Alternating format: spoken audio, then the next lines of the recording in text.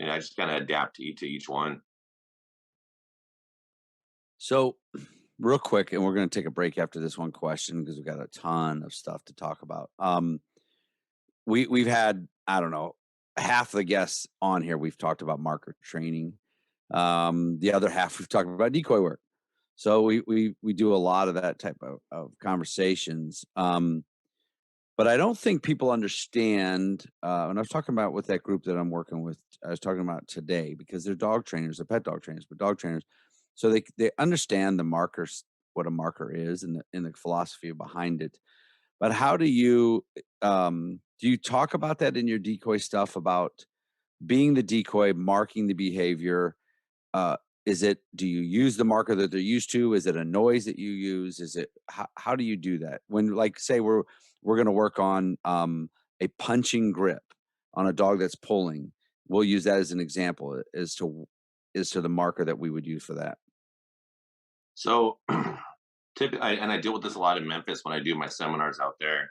I teach them my perspective on how I would do certain things, like with my opinion and how I would fix those behaviors. Because I don't like dogs who, pull like just, I just my opinion. I just don't like that because I just figure the dog's gonna be ripping off sweaters or jackets or whatever it may be in case they need to actually bite somebody. So what I do is I just tell the decoy, all right, there, let's say it's a bicep bite, show them proper position, left foot in front, have the dog not be lazy and drag down, you're walking backwards. And I use like, muscle flexion when it comes to the dog counters and bites. You flex, you make a noise, oh, that's a marker. The handler says, good job. The dog understands it versus, the other approach where everyone's like pressure on, pressure off, and everyone wants the, the smoke type of vibe when I see when I go out there and everyone's just flailing around, rah, rah, rah, rah, rah, and then the dog's not really getting clear things, and the dog's pulling back. So for me, I teach the decoys like almost incremental pressure, and then also be able to mark the actual counters and digs and build off of those things.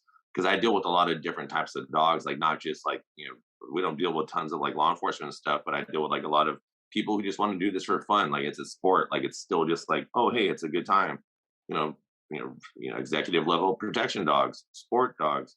We deal with a wide variety of different types of dogs. The marker system for us, I teach my guys that by proper footwork, learning how to adjust, what's happening in the suit, what the dog can feel, also your verbal reward, and then the handler themselves understanding how to verbally reward that as well. So I mean, like those are the different things that I work with my